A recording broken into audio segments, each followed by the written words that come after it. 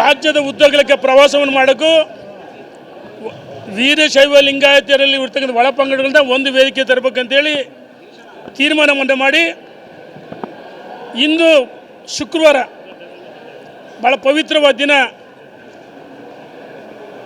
ಬೆಳಗ್ಗೆ ಡಾಬಾಸ್ಪೇಟೆಯಲ್ಲಿ ಪ್ರಾರಂಭ ಮಾಡಿ ತುಮಕೂರು ಶ್ರೀ ಶ್ರೀ ಶಿವಕುಮಾರ ಸ್ವಾಮೀಜಿಗಳ ಸಭಾಂಗಣದಲ್ಲಿ ಮುಖಂಡರುಗಳ ಸಭೆಯನ್ನು ಮಾಡಿದ್ದೀವಿ. ನಾಳೆ ದಾವಣಗೆರೆ, ಚಿತ್ರದುರ್ಗ, ಹಾವೇರಿ 3 ಜಿಲ್ಲೆಗಳ ಸಭೆಯನ್ನು ದಾವಣಗೆರೆ ಸಮೃದ್ಧಿ ಕನ್ವೆನ್ಷನ್ ಹಾಲ್ ಮಾಡ್ತೀವಿ. 4ನೇ ತಾರೀಕು ಸುಮಾರು 7-8 ಜಿಲ್ಲೆಗಳ ಮೈಸೂರಿಂದ ಹಿಡಿದು ಬೆಂಗಳೂರು, ಗ್ರಾಮಾಂತರ, ತುಮಕೂರು ಒಳಗೊಂಡಂತೆ, ಹಾಸನ ಒಳಗೊಂಡಂತೆ ಸಭೆ ಪ್ರಮುಖರ ವೀರಶೈವ ಲಿಂಗಾಯತರ ಮುಖಂಡರ ಸಭೆಯನ್ನು 4ನೇ ತಾರೀಕು ಬೆಂಗಳೂರಿನಲ್ಲಿ ಅರಮನೆ ಆವರಣ ಗಾಯತ್ರಿ ಗ್ರ್ಯಾಂಡ್ನಲ್ಲಿ ಮಾಡ್ತಾಯಿದ್ವಿ. ಉದ್ದೇಶ 2023 ವಿಧಾನಸಭೆ ಚುನಾವಣೆಯಲ್ಲಿ ವೀರಶೈವ ಲಿಂಗಾಯತ ಮತಗಳು ಭಾರತೀಯ ಜನತಾ ಪಾರ್ಟಿಯಿಂದ ದೂರ ಆಗಿದ್ದು, ಕಾಂಗ್ರೆಸ್ ಕಡೆಗೆ ಹೆಚ್ಚು ವಾಲಿದು ಏನು ಹೊರಗೆ ಹೋಗಿರ್ತಕ್ಕಂಥ ಮತಗಳನ್ನು ಕ್ರೋಢೀಕರಿಸಿ ಭಾರತೀಯ ಜನತಾ ಪಾರ್ಟಿಗೆ ವಾಪಸ್ ಕರೆತರಬೇಕು.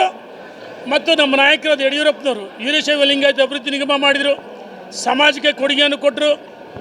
ಹಾಗಾಗಿ ಯಾರೋ ಕೆಲವರು ಅಪಪ್ರಚಾರ ಮಾಡ್ತಾರೆ. ಅವರಿಗೆ ಕೆಲವರು ಮಾಧ್ಯಮಗಳು ಅವರಿಗೆ ಟಾಂಗ್ ಕೊಡೋಕ್ಕೆ ಅವ್ರ ವಿರುದ್ಧ ಸಭೆ ಅಲ್ಲ. ಸಮಾಜವನ್ನು ಕಟ್ಟಬೇಕು, ಸಮಾಜವನ್ನು ಒಗ್ಗೂಡಿಸ್ಬೇಕಂತೇಳಿ ಸಭೆ. ಮತ್ತು ಯಡಿಯೂರಪ್ಪನವರು ಜಾತ್ಯತೀತ ನಾಯಕರು, ಮಾಸ್ ಲೀಡರು, ಪ್ರಶ್ನಾತೀತ ನಾಯಕರು. ಒಂದು ಅಖಿಲ ಭಾರತ ವೀರಶೈವ ಮಹಾಸಭಾ ಮುಖಂಡರುಗಳು ಸಹ ವೀರಶೈವ ಲಿಂಗ ಸಮಾಜ ಮುಖಂಡರು ಯಡಿಯೂರಪ್ಪನವ್ರ ಜೊತೆಗಿದ್ದಾರೆ. ಒಂದು ರಾಜಕೀಯ ಪಕ್ಷ ಅಧಿಕಾರಕ್ಕೆ ಬರಬೇಕಂದ್ರೆ ಪರಿಶಿಷ್ಟ ಜಾತಿ, ಪಂಗಡ, ಹಿಂದೂ ವರ್ಗ, ಒಕ್ಕಲಿಗ ಸಮಾಜ, ಬ್ರಾಹ್ಮಣ ಸಮಾಜ ಎಲ್ಲ ಸಮಾಜಗಳ ಸಹಕಾರ ಬೇಕು.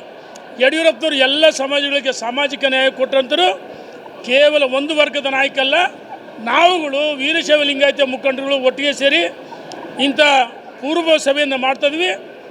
ಫೈನಲ್ ಆಗಿ ದಿನಾಂಕವನ್ನು ನಿಗದಿ ಮಾಡಿ ಸುಮಾರು 5 ಲಕ್ಷ ಜನ ವೀರಶೈವ ಲಿಂಗಾಯತ ಮುಖಂಡರನ್ನ ವೀರಶೈವ ಲಿಂಗಾಯತ ಮಹಾಸಂಗಮ ಹೆಸರಿನಲ್ಲಿ ದೊಡ್ಡ ಸಭೆಯನ್ನು ಮಾಡ್ತೀವಿ. ಆ ಸಭೆಗೆ ಸಮಾವೇಶ ದಿನಾಂಕ ನಿಗದಿಯಾಗಿಲ್ಲ. ಇದು ಕೇವಲ ಪೂರ್ವ ಸಭೆಗಳು. ಕಲ್ಯಾಣ ಕರ್ನಾಟಕ, ಉತ್ತರ ಕರ್ನಾಟಕ, ಮುಂಬೈ ಕರ್ನಾಟಕ, ಶಿವಮೊಗ್ಗ, ಚಿಕ್ಕಮಗಳೂರಲ್ಲೇ ಪ್ರವಾಸ ಮಾಡ್ತೀವಿ.